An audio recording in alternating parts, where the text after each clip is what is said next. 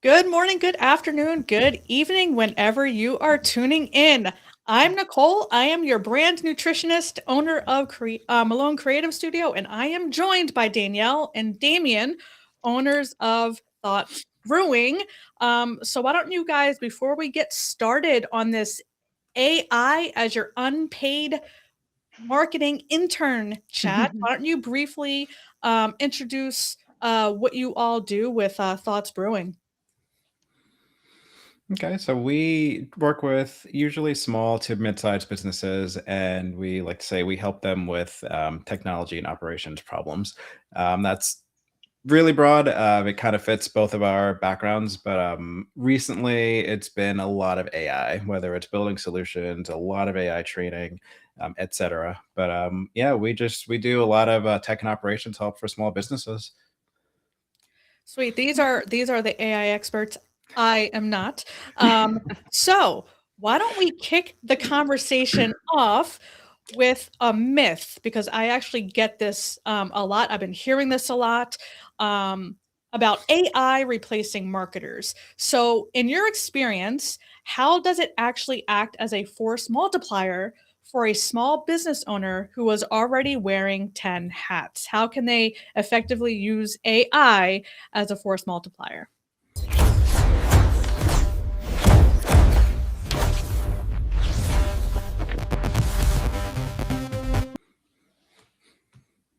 Whoever You wants wanna? to start. Yeah. So go ahead. Oh, okay, I'll go. Yeah, yeah. It's Um, you marketing there are so many avenues with marketing to cover. Like even if you're just posting to one platform, you have to think about ideas, you have to think about titles for things, you have to think about descriptions, you have to think about the content. There's so many pieces Mhm. to just one piece of content, and AI tools can help you with just like different pieces of that. So even just when you're like in the ideation phase, it's like you can set up an AI tool as a thinking partner. And it's like, Mhm. I don't know what to make my next piece of content about. You can set up like a chat GPT or a Gemini to say, hey, you are I don't know, a TikTok expert and with 20 years of experience, etc. And I want to do XYZ. Let's work together to figure out some ideas for the next piece of content and then go back and forth. And then you can save a ton of time with just getting your ideas out there. And you can just get 50 ideas in the time you would have gotten maybe one or two by yourself. So that's one of many examples, but like you can just use AI tools to just kind of expand your range or even challenge some of your ideas. Like, hey, I really want to do this idea in this direction, and then configure whichever tool to say, what might be what am I not potentially seeing about this? Why might this not Mhm. work? And then just kind of go back and forth with that. Okay, I think that leads me into my next question. As we were talking backstage before we started recording, Gemini this week has been absolutely pissing me off. Pardon my perfectly good English. So you talked about using it for your social media posts. Um, And for those who don't know, I am a digital marketer, social media management, website design and management. So I use it all the time for myself and my clients. And usually it takes me about an hour. It takes a while up front to set up the prompts because you have to train it for your voicing, your messaging, your branding, Mhm. the type of content you want to post, the platforms, et cetera, et cetera. Kind of like what you, Damien, were hitting on before. Various platforms like TikTok, LinkedIn, Facebook, et cetera. So I start with these prompts, and this week Gemini has gone rogue. It essentially would put the social media post and embed the entire post overlaid over the graphic, which is super annoying. So then I have to say, can you create a text social media post, which I've never had to do before, but it went rogue on me. Um, so as far as prompts go, I guess we can use me as a test case, and then we can kind of go from there, just super super high level, not into the weeds. Um, and maybe you guys can chime in and use this as an educational segment. Oh, where'd she Danielle go? left. Hold on. Oh, no. That's Okay, that's weird. What is happening? I'll edit this out. Don't worry. Okay. I don't know. I'll edit this out. But That's anyway, okay. so how I usually start with my prompts, and I should probably have like a uniform way to do this, like create something. I just haven't had the time, Mhm. and I know I can use AI to do that for me as my intern. But right now, I don't do that. I should do that. So right now, I kind of just start the conversation with introducing myself, what I do, because I think that's important because I'm posting on behalf of my clients and I introduce the business I'm posting for, what they do, their branding, their messaging, all that stuff, and kind of go back and forth with what the goals are, what we're trying to accomplish, the tone, the voicing, and all that stuff, and the flow. So as far as prompts go, that's how I start. I usually start the conversation with introducing myself, and then it'll give me feedback. Then I'll introduce the client I'm working with. Then it'll give me feedback. Then I'll upload like their logo for their branding, maybe some blurs from their website, an image of them, et cetera, et cetera, et cetera. So, in your experience in working with clients and giving these trainings a lot on AI, and you're more proficient at these tools, i.e., Gemini, how would you suggest I, on a high level, enhance my prompts to make it more efficient and not go rogue? Do you want me to take this Yeah, one? go ahead. Go Okay. ahead. Um, there's a lot there. One of the first things that we typically recommend to our clients is to, before you even start prompting, because like a lot of the times when somebody's no longer scared of the box of like, am I going to type something in and break it? Once they actually get into it, they usually they get a little bit excited and they just start prompting. And what really seems to help is to stop first and deconstruct kind of the whole project that you're trying to do. Because in this case, it sounds like you're doing is a very large scale project that you're giving to Gemini in different chunks in different ways. And if you deconstruct the whole thing and have an idea, like even get a piece of paper out and just like jot down, um, the companies like get a copy of like all of their website addresses, all their URLs. If you have additional documentation that they've provided to you, like their brand style guide that has like their colors and their fonts and their voice and their tone and stuff like that, their bios, your information, have something like that, like basically like writing down all the things that you think you're going to need before you even begin getting all that together. What you can do then is start by creating a gem and uploading those files as knowledge base so that you're not having to continue to upload them each and every What time. is a gem? So a gem is like in ChatGPT, they're called projects. In Gemini, they're called gems. They are, what's the proper term here, Damien? Okay, so Gemini is a very like broad scope tool, right? You can just do kind of all the things. A gem is if you want to make it more narrowly focused. So if you want to use Gemini, a gem in this case, just for creating, let's say, TikTok posts, you can make a gem and then put in whatever, or you can make a gem for each client or for each project. It's taking the really broad scope tool and then making it very narrowly focused so that you don't have to give it a ton of context and give it all the same things each time. You can put the repetitive things. So, like in this case, your client information. If it is like for a specific platform, you can have the platform details mhm. and you can put those in a gem, and then you can go into your TikTok gem, your YouTube gem, and then you don't have to say make sure that this is how we do descriptions, this is how we do hashtags, this is how we do whatever. So it narrows the focus of Gemini or ChatGPT, whatever, that's intentionally really broad to begin with. Yeah. And so with the gems, you can upload specific knowledge context. Depending on which version you have, you can upload Notebook LM notebooks. You can upload like PDFs, text documents, images, stuff like that. And I think right now you can do a total of 10 knowledge files per gem. But if you're using Notebook LM, each notebook has up to 300 sources. So you have the ability to kind of expand it out. But then the main thing with it is adding in custom instructions. So like he said that if you create a separate gem for each client, you can say, you know, that this is the gem that we're going to use for client A, and you know, give the details, you know, for client A, and then give the instructions for how you want that gem to act.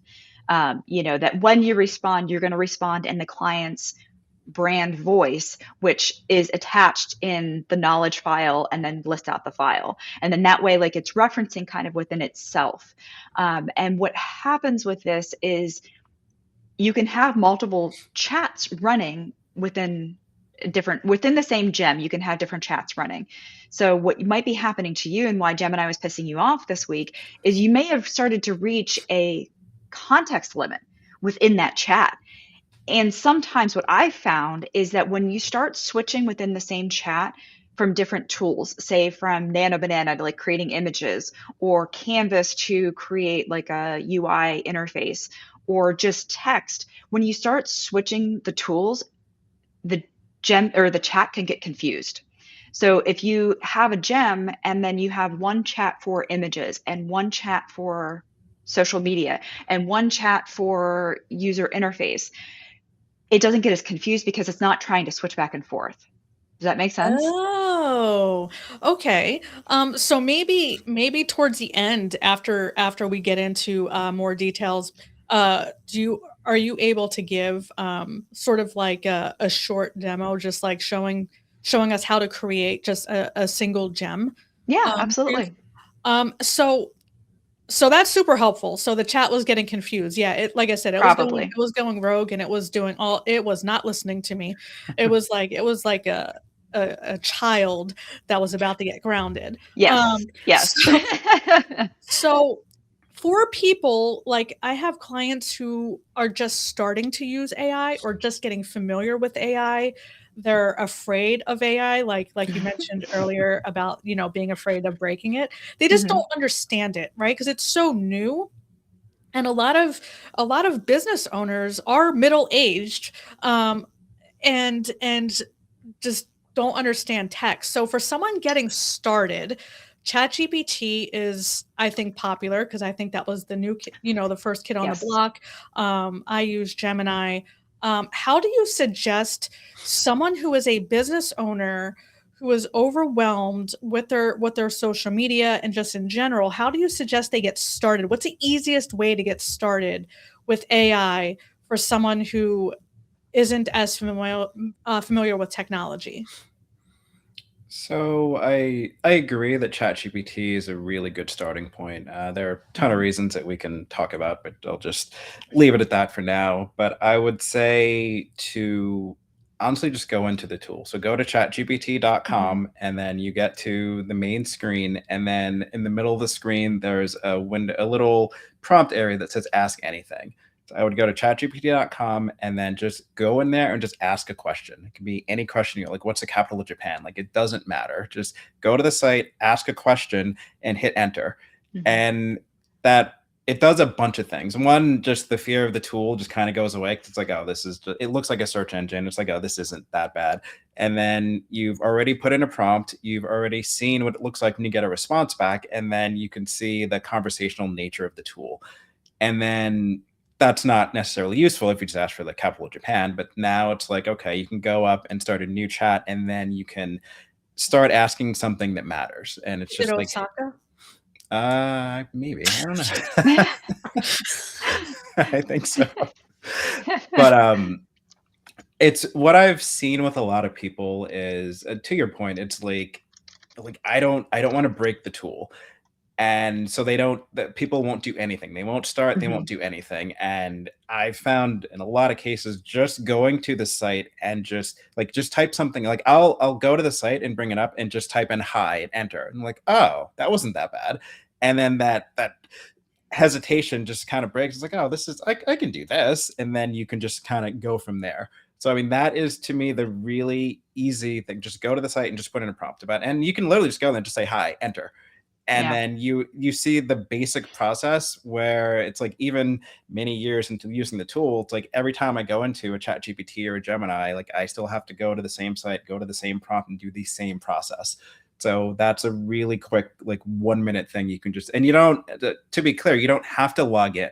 You can chatgpt.com and get right to the interface. If you want to use Gemini, you can go gemini.google.com. Again, you don't have to log in. It goes right to the tool, and then you can just put in a prompt and just see what it looks like.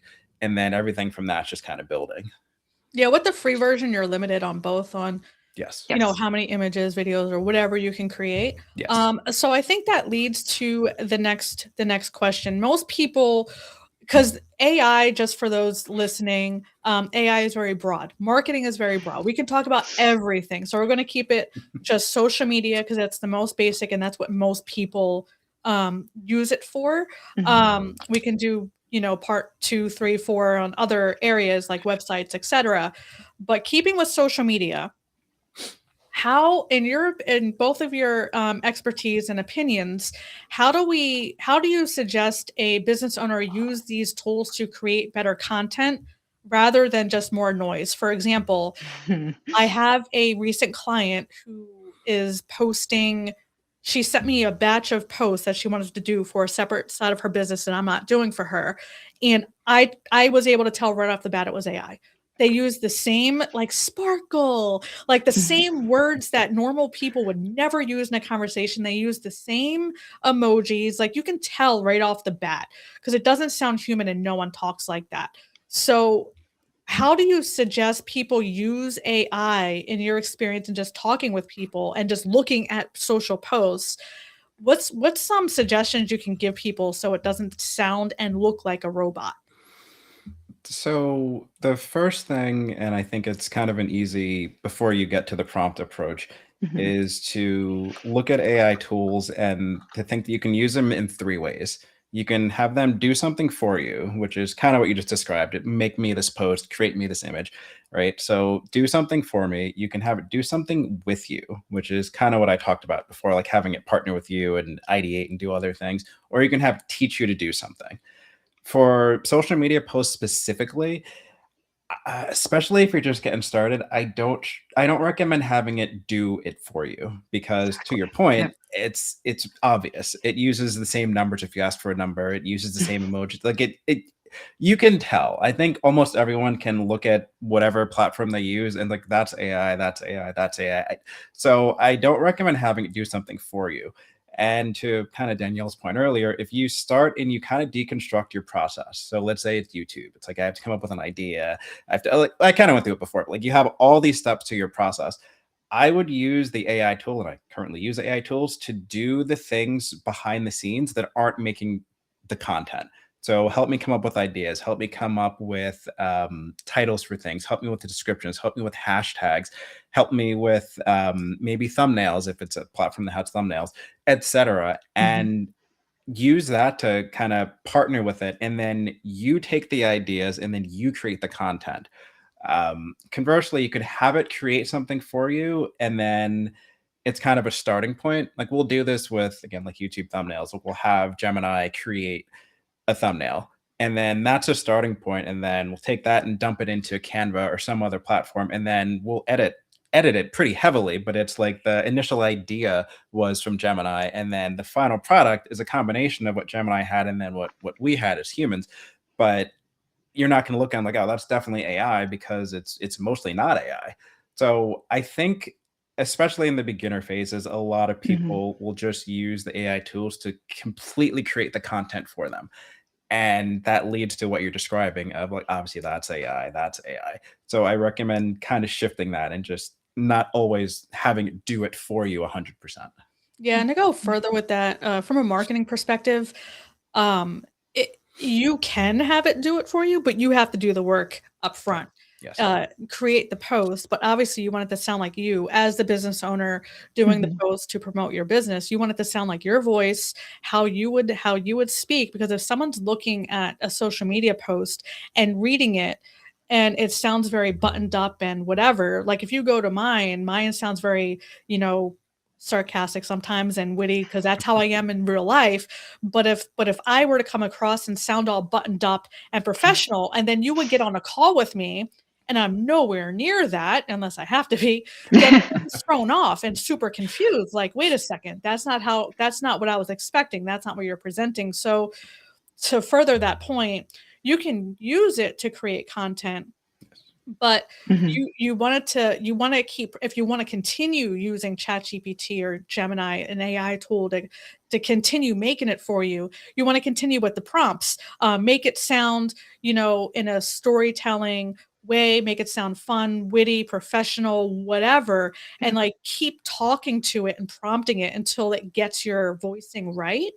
And then once you get your voicing right, then it's easier for it to create content for you. But that upfront legwork is what you have to do to make it sound like it's you.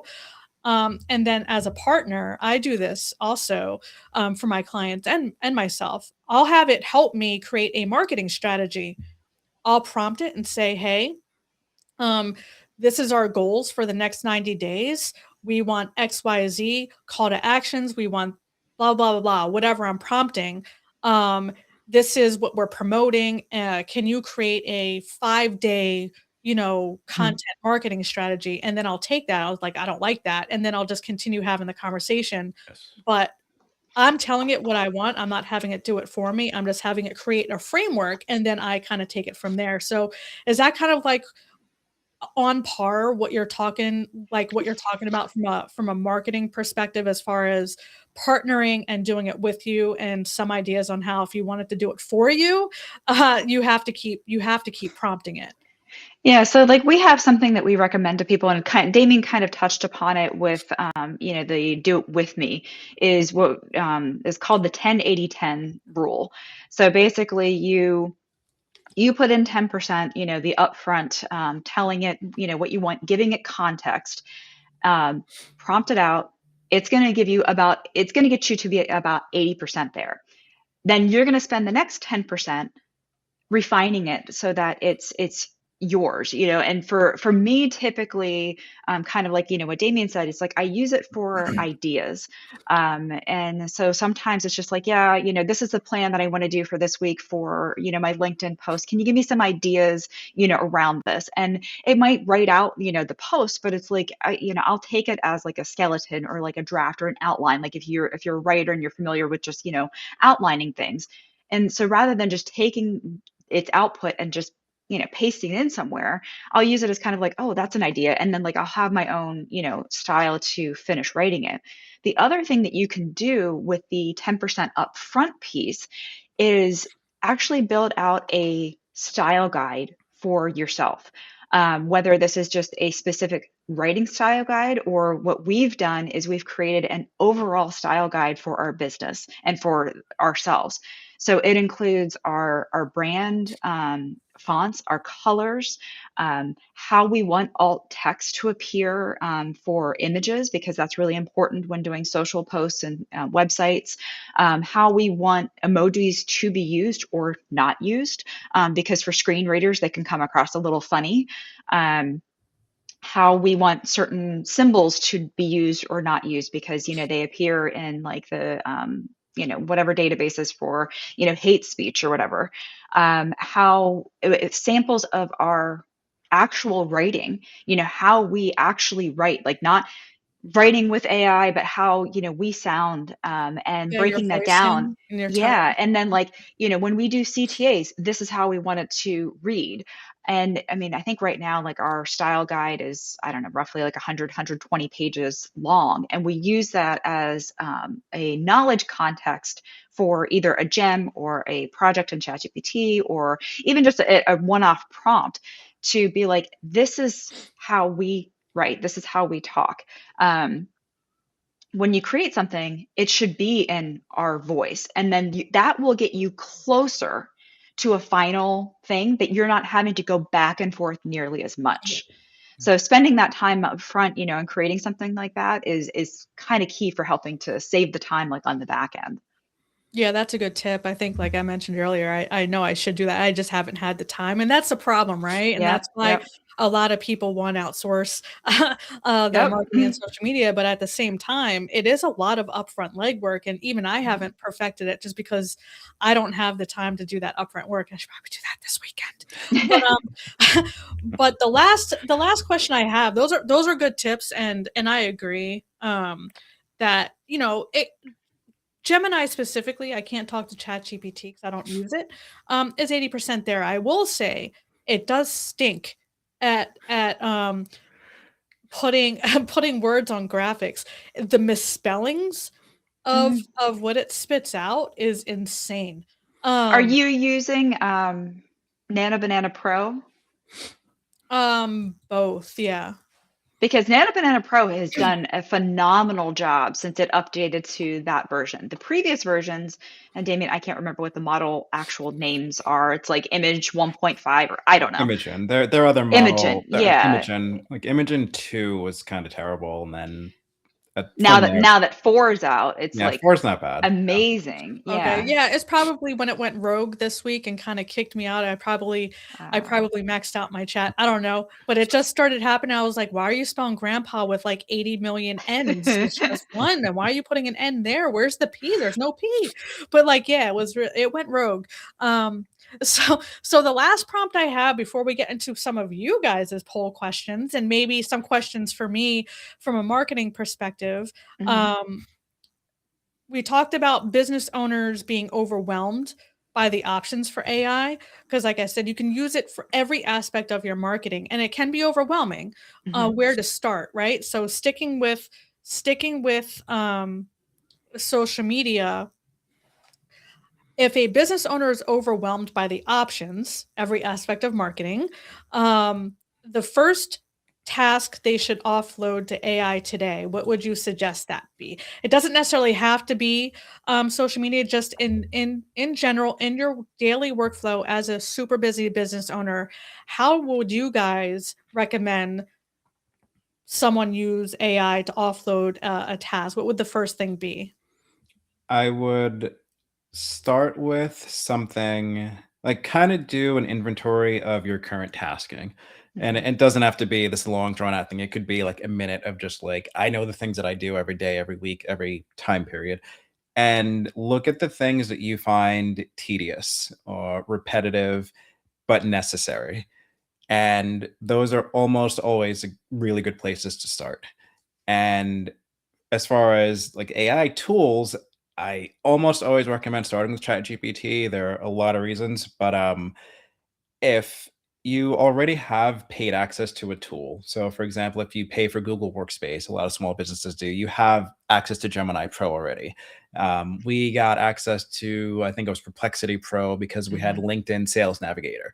If you use Microsoft 365, you have access to Copilot Pro. Those would be the exceptions to going to ChatGPT. If you're already paying for a higher level of access to a tool, then absolutely use that tool. But combine either a ChatGPT or a tool that you're paying for with tedious, repetitive tasks that you have, and you can really just go into the tool and like pick whatever task. So it's like, hey, I have to do, task X often and put in the prompt, how could I use ChatGPT to help me with this task?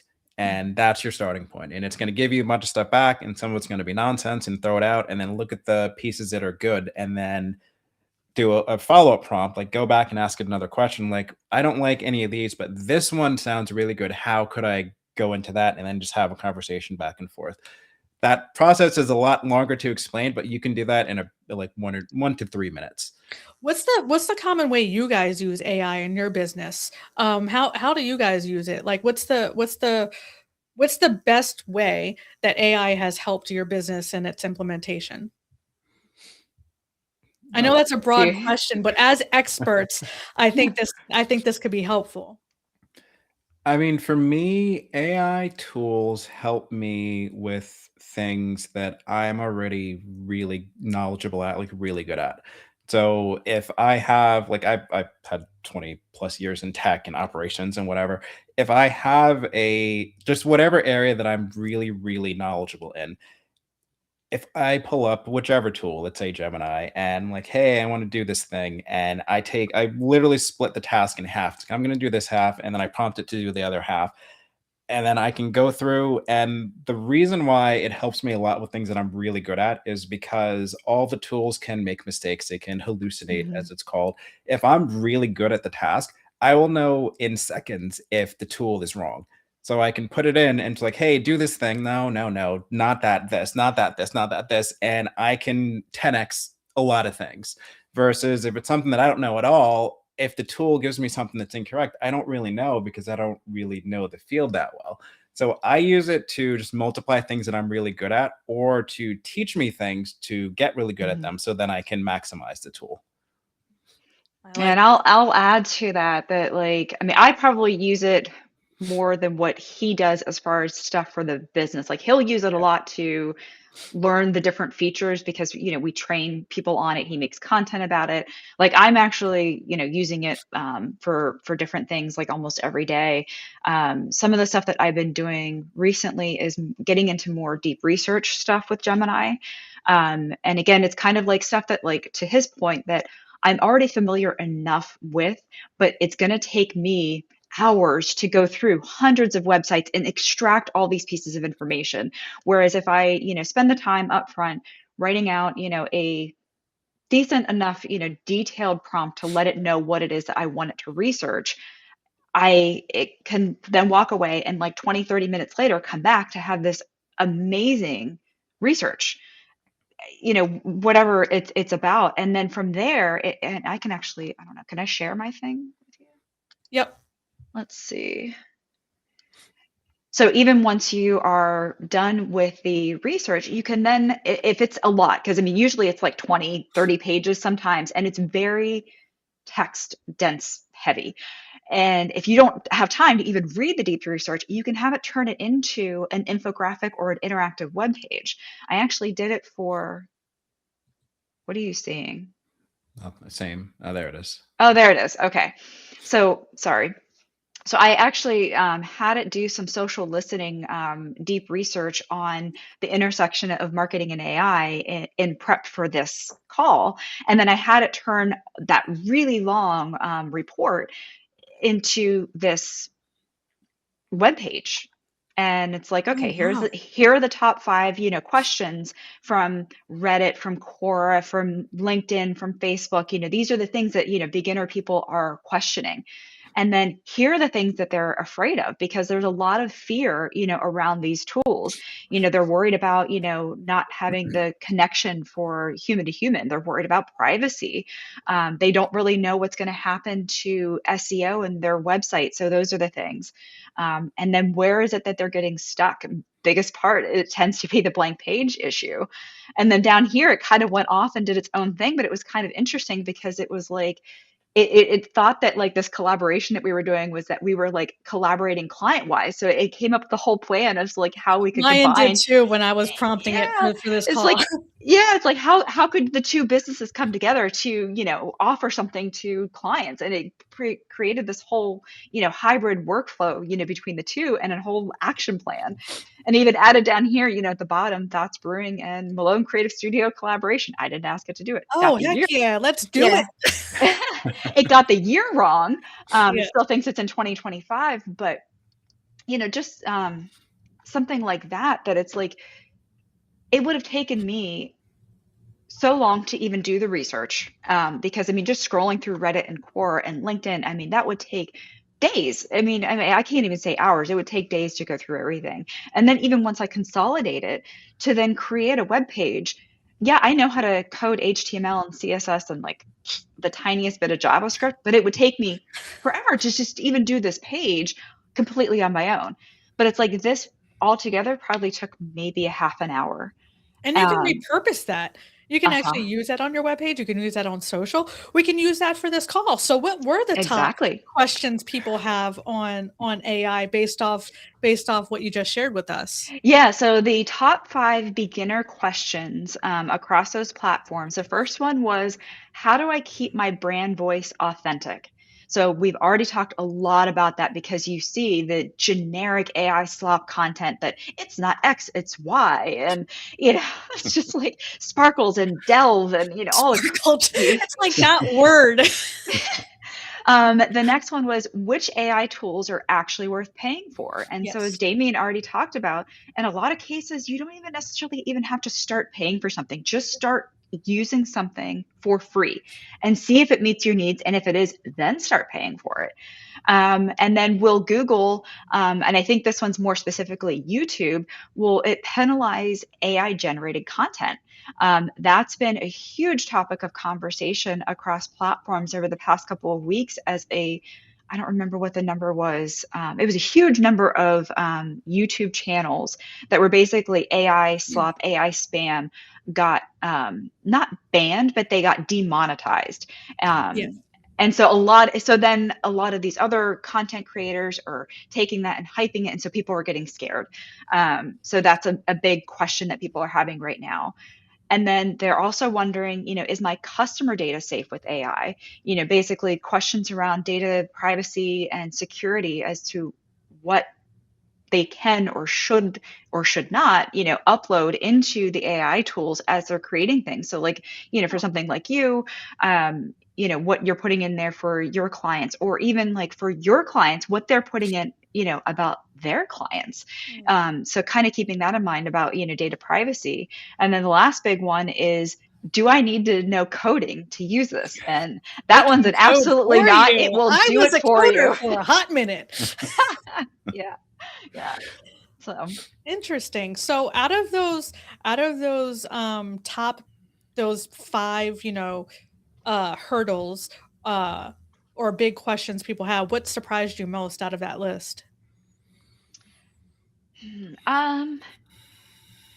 I mean, it would have surprised me if I hadn't been reading the Reddit forums, but about the Google penalizing for the AI content, just because like that's been more at like a kind of the top of feeds that I'm seeing. Oh, Yeah. just over like the past week-ish, maybe week or two. But the rest of them, it's kind of like, yep, I've heard this over and over and over again. And Damien can probably tell you from like the hundreds of trainings that he's done that these are like, besides the Google one, like they're all like the top questions that he gets each and every time. Oh yeah, every Interesting. time. Damon, do you have anything to add to that? Not really. I mean, she covered most of what I would have said. Okay. So I guess my last question before I open up, if you guys have any questions for me, but my last question is for automation. That's another area I think AI can help, not just in social media, but just in general. How can a tool like Gemini or ChatGPT help with automation, or can it? Yes, it can, and it's interesting. So, okay, so there are multiple Did I layers. stump you? Yes. No, I'm trying to think of how to explain this, how to kind of chew this up and regurgitate it. So with AI tools, there are different levels of just tools. Right. So Gemini, ChatGPT, Copilot, Perplexity, Claude, those are chatbots, right? The next level above that would be automations. And there are tools that are specific for automations, Zapier, Make.com, N8N. There are, again, hundreds at that level. Above that, you have agents, which is a much longer and deeper conversation. And above that, you have applications. Okay. So automation is a layer by itself. To answer your question, you can use a Gemini or ChatGPT to help you automate things. It's more helping identify a process for you to carry out. If you want the tool to automate it for you, the Gemini can do a little, like you can, it has tasks. So you can go in and say like, okay, every morning at 8 a.m., grab these news feeds and give me a summary so that I can start my day and I don't have to do that manually. Oh, You can do interesting. certain things like that with Gemini and ChatGPT. So that's but automatic that Gemini can do that? you have to set it up. Yeah. Yeah. Like Yeah. once you set it up, it's like for Gemini, I forget. It's I know called scheduled tasks, Yeah. and then ChatGPT, it's just It's just tasks. tasks. Yes. Yeah. Oh. But you can set up things like that where if you connect it to your email, you connect to your calendar, it can do certain calendar actions. If you connect it to Drive, it can do things. You can connect it to SharePoint, it can do things depending on where your data is. So there Yeah. are things that it can do, but it's limited compared to like the next level up. If you use even like a Zapier, where you can just have, I have this trigger. Every time this trigger happens, carry out this long list of things and then give me this output. But again, that's a much longer, more Yeah, involved that's conversation. interesting on a simplistic level. I didn't even know it could do that. That's awesome. Danielle, are you able to do or Damien a quick demo on creating gems and maybe showing how to schedule something if it's easy, if it's easy and quick Yeah. enough? Yeah, I can start with the scheduling thing since we're starting with that. Let me share. I'll show you something that he didn't touch on, but Okay. let's see here. Is it sharing? There we go. Yes. Okay. So Nicole, I think you may have already seen my video that was on LinkedIn. So this is Google Workspace Studio. So this is kind of Google's answer to Zapier. I will say that this is an alpha feature, so a lot of people are not going to have access to it. But kind of to your point as to, setting up automations, this is probably the most like automation you're going to get out of the stuff that's within Google right now without, like Damien's point, without getting into agents. So how do you get into Workplace Studio? So it's studio.workspace.google.com. Okay. If you have a Workspace account, you may need to go into the Google Workspace admin and turn on access because it. Ah, Oh, where'd she go? what the heck? Hold on. Yeah, she's still up there. I hear her talking upstairs. She's still going. Oh, There she is. okay. Yeah, no, it disappeared Yeah, for a second. I don't what know. happened? Okay, now it's Okay. back. So here's some of my flows that I actually have set up within Workspace Studio. The only one that I currently have connected to Gemini is this Get AI News Brief Daily. Okay. So what you do is you go in and it's pretty simple. You have a starter and then that's kind of like the trigger for how you want this workflow to start. And then you have actions, basically what do you want this to do? So what I have here, can you see the whole thing? Maybe not. Let me expand this a It's little a bit little more. cut off. Yeah. Yeah, there we go. Okay. So every day, is it Monday? No, weekdays. Okay, so I have weekdays. Oh no, here. So weekdays at 9:30 every day. I want it to do this on a schedule, and I'm having it ask Gemini, and it's a fairly long prompt that you don't have to read the whole thing, but it's basically amounts to I wanted to go out and read the news around AI and give me a summary of, what are the big news, around Google Workspace, Gemini, OpenAI, ChatGPT, Notebook LM, those things. Those are the things that I kind of want to hear about. And then give me a notification in chat. So this is the workflow that I have set up. I will say, Nicole, kind of to your point with it being a little finicky. um, it doesn't always work the way that I want it to. There are days when I get a really good list of AI news, and then there's other days where it feeds me back our own content from our blog or from YouTube. Hey, But it's that's a like, good thing. Hey. yeah, but it's just like, well, wait, that's not at all. But yeah, so it's still, I mean, it is an alpha feature, so it's not even in beta yet. So I Okay. mean, it's still kind of, a little funky, but that is a feature that is in Workspace if you have it.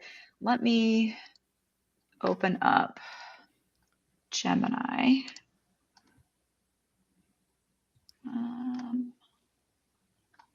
If I can find it, I got too many tabs open.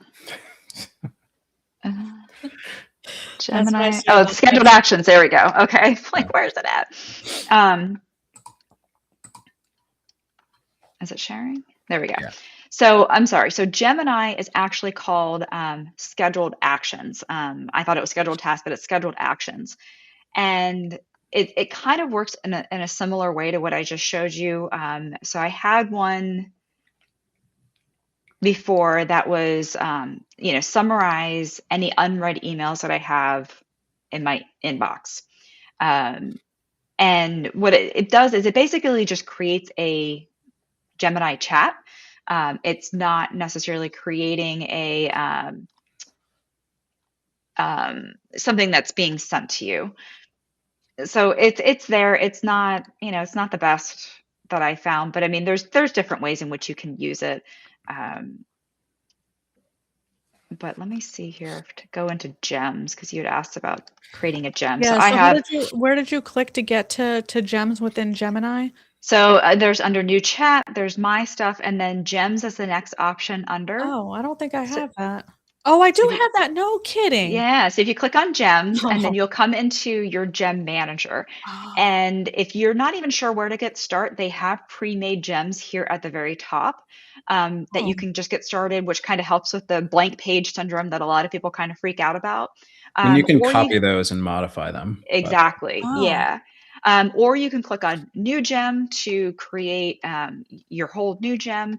I'll take you into one of mine here. Let me pick one out that And how many gems did you say we can have total under okay, how about the free version? If someone has a free version of Gemini, they don't have Google Workspace, do they have access to Gem Manager? yes. Okay. yes. Let Is there a me. difference between how many gems you can have under paid and free? I don't know. Okay. I don't know if there's a limit. Okay. Yeah, I'm not sure if there's a limit or 'Cause I not. just see you have a lot of gems there. I do have a lot of gems. Yeah. So this is one of the gems that I have that helps me to outline an article from one of our YouTube videos that would then turn it into a Medium article. It's the one complaint that I have about Gemini versus ChatGPT with regards to gems versus ChatGPT projects is the instruction box is really tiny and you can't expand it. Oh, Like that is it tiny. irritates the crap out of me. So what I recommend that people do is that you create whatever instructions you have inside, say, like a Google Doc, and then export it as Markdown. It has a much easier time reading Markdown than it does any type of formatted text because it'll just strip the formatting. And then, you're not having to scroll through all of this because you can see that my instructions is pretty lengthy for this particular gem. Yeah. So you have the really long instructions. You can select your default tool. So what I was talking about to you about earlier is if you have, say, for your clients where you're doing social posts, say you're doing social um, captions, like you're just doing written posts. You might have one that you're just doing written posts, in which case your default tool would just be no default tool. But if Okay. you're having one that you're creating images, you would want to, select the create images as your default for that particular gem. And Okay. then that way, every time you open it, it's going to be a gem that is creating images each and every time. It'll create images and captions? I would stick to just images. Okay. If you are using images, Gemini doesn't do the best job of context switching.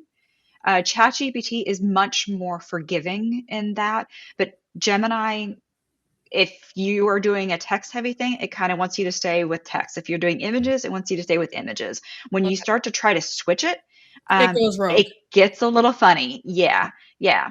And then here is where you can add in all of your knowledge files. So this document here is what I was telling you about earlier, our overall style guide that has all of our details in it. So it knows, like these are the fonts that we use, these are the colors that we use, this is, our voice. I also include a file that includes all of our URLs. So if I'm asking it to create CTAs for our next level AI workshops, I don't have to provide that link to it each and every time. It's already there. It has access to it. And in this case, it has access to our internal YouTube video database, which has all the details for our YouTube videos, the titles, the descriptions, the keywords, the tags. So it doesn't need to go and try to search YouTube for it. And then same thing with our Medium articles. I have all of that in there so that it has the context for that. The other thing that you can add, depending on which type of plan you have is Notebook LM. So you can now add Notebook LM notebooks as context. So in this case, it's like if I wanted to add this notebook that has 299 sources, which in this case, it's our AI blogs, which would be 299 blog posts. I could upload that as a context for the knowledge and not go over my 10 sources of knowledge that Gemini gems are limited to. Wow, I had no idea. That'll make my life easier too. Wow. I'll leave in on the video on my page, on my pages, I'll leave the link to their website in the comment section below. And if anyone watching the video has any questions for us, leave it on either of our pages, and we may, if there's interest, do a part 2 and go deeper into maybe some websites, or maybe dig deeper into these gems and how to, because I think that's super helpful for me, because like I said, it went rogue and I was like really getting annoyed, but it does so much that I didn't even know that this can be like a beginner level, and then the next level could be like intermediate. But it does so much that will help from a social media standpoint. Business owners just extremely make their lives a lot easier, and make my life a lot easier. So maybe we do a part 2 on some of the gems, some of the back end stuff of Gemini that people may not even know exists. Like I didn't even know that existed. It's like right in front of me. It says gems. I didn't know what it was. I was like, what's a gem? They hide a lot of features, and I mean, ChatGPT and Claude, they hide a lot of features in there. Yeah, and it's intuitive to a point, but it does so much that it's not intuitive because it's not, you don't know about it. And I think that's a lot of people's, I guess, mental block with AI, is with the whole breaking thing, is you don't know all that it does. So that's where the afraid of breaking it comes in, because you're like doing things that you don't know what's going to happen. But yeah, it's intuitive to a point, but also not at the same time, because you don't know these features exist. You kind of have to poke around and try to break it, I guess, to learn that these things even exist. Well, and that's why I think a lot of people like ChatGPT so much, or like why the big market, base is around ChatGPT, is because it is much, much more forgiving than what Gemini is. Yes. Gemini, is a powerhouse tool, but there are some eccentricities about it that you kind of have to know, that it's like, yeah, you can do this, but you can't really do this. Whereas like ChatGPT, it's like you can kind of just go in and throw whatever at it and it'll just kind of work. Like it's really, really forgiving, where Gemini is not nearly as forgiving. Yeah, I've had to use ChatGPT. I have an account, but I don't pay for it. It's free. But I've had to upload some of the spelling error images. I was like, hey, can you fix this spelling error? And ChatGPT did it in like 2 seconds. It's also faster than Gemini at producing things, I've found. It depends. Depends on which model you're using. Yeah, it really depends. So like Gemini 3 Flash is very fast. Super fast, yeah. Okay. So it just depends on which model. And it also depends on what OpenAI or what Google has released that week. Yes. So this week, a lot of people are seeing more limits, more slowdowns, the finickiness that you experienced because they released Genie. And so their servers are overwhelmed and things aren't working nearly as fluidly as what they were before. Yes. And That's so every time I can't create a video, you're over the limit. I was like, I haven't even asked you for a video yet this week. How am I over my limit? Yeah. Okay. Before we end, because I want to be respectful of your time, and this has been super helpful. Do you have any questions for me before we end our conversation? Yeah, I mean, what have you found most helpful, like for you, like using AI tools with your business and your clients and just with marketing in general? How have you found it useful? Oh, so many ways. I can use it better, like we talked about earlier with the prompting and stuff. It's just having that time up front to do it. But for me, it's sped up the process, especially for blogs and articles. It's sped up the process a lot. It would take me hours to write one article. Now it takes me like maybe 30 minutes, to get it right and to proof it and create the image and all that. So for me, that's been game changer. Another area that maybe we can get in on another conversation is websites. So website building, I know there's a lot of AI websites. The heck? Oh, there you are.